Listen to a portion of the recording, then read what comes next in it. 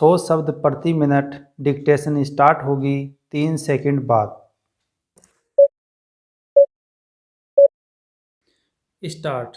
महोदय, हिंदी चिरकाल से ऐसी भाषा रही है जिसने शब्दों का उनके भिन्न देश अथवा भाषा में उद्गम होने के कारण बहिष्कार नहीं किया। स्टॉप। सच पूछिए तो सभी जीती जागती भाषाओं का यह एक गुण है कि वे अपने शब्द भंडार को बढ़ाने में हिचकती नहीं, चाहे शब्द किसी भी उद्गम के हों। स्टॉप। उन पर अन्य भाषाओं का प्रभाव पड़े बिना नहीं रह सकता, क्योंकि सभी जीती जागती भाषाओं में आदान प्रदान होता ही रहता है। स्टॉप। इसलिए जब हम हिंदी को भाषा के लिए एक सार्वभौम भाषा बनाना चाहते हैं तो प्रादेशिक भाषाओं के शब्दों और मुहावरों के लिए भी द्वार खुला रखना चाहिए। स्टॉप। मैंने ऐसे कई लोगों के लेख देखे हैं जो हिंदी भाषी नहीं हैं और जिन्होंने हिंदी का अभ्यास राष्ट्रीय कामों के लिए ही किया है। स्टॉप।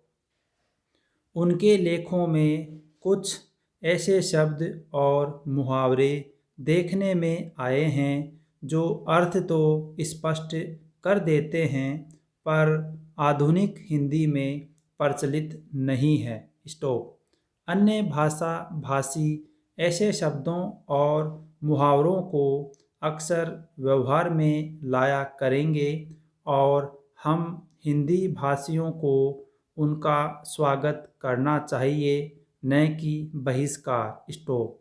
हिंदी सच्चे अर्थ में राष्ट्रभाषा तभी होगी जब भारत के भारतवासी इसके साथ प्रेम करने लगेंगे और इसकी उन्नति में अपना गौरव भावना तभी उत्पन्न और प्रतिपुष्टि हो सकती है जब वे यह समझने लगें कि हिंदी में कुछ उनकी भी अपनी देन है और हिंदी पर उनका भी कुछ अधिकार है। स्टॉप।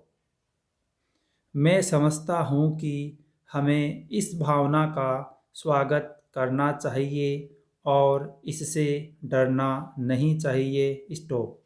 मैं तो यह भी मानता हूँ कि कहीं कहीं हमारे व्याकरण पर भी अहिंदी भाषियों का प्रभाव पड़ेगा और हमको उससे भी नहीं डरना चाहिए। Stop para.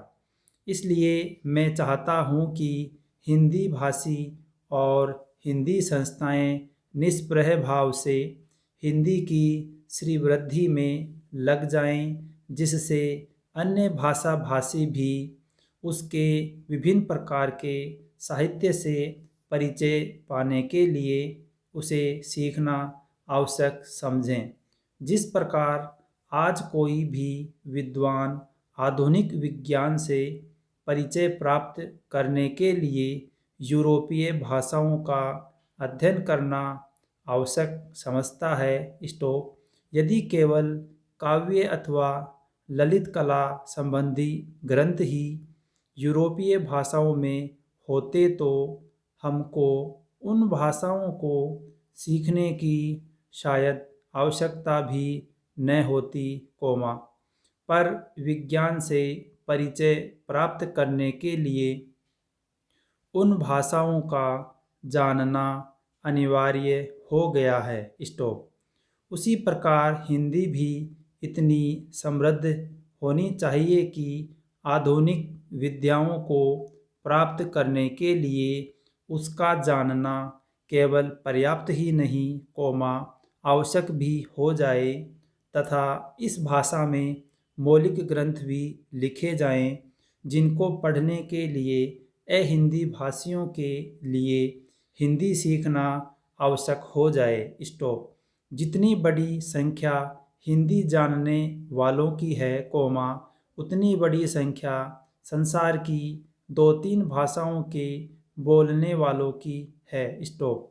इसलिए यदि इतने लोगों में यह भावना उत्पन्न हो जाए कि वे हिंदी को संसार की भाषाओं में समुचित स्थान उपलब्ध कराना चाहते हैं तो हिंदी का गौरव बढ़ेगा।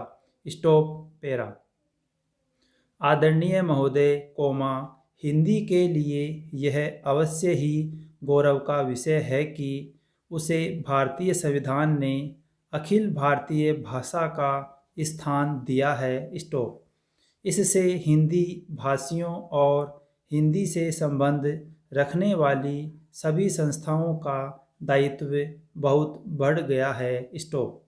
संविधान में हिंदी को यह ऊंचा स्थान दिए जाने का विशेष कारण यह था कि इसके जानने और बोलने वालों की संख्या भारत की दूसरी भाषाओं के जानने वालों से कहीं अधिक है। स्टॉप। उन भाषाओं का भी अपना गौरवपूर्ण साहित्य है और उनके बोलने वाले अपनी भाषाओं के साथ प्रेम रखते हैं और उन पर गर्व करते हैं। स्टॉप। इसलिए सभी ने हिंदी को जब वह स्थान दिया है, तो यह समझकर नहीं कि उनकी अपनी भाषा किसी बात में कम है, पर यह समझकर कि राष्ट्रीय काम के लिए हिंदी का ही प्रचार और प्रसार सुगम और सुलभ होगा। स्टॉप।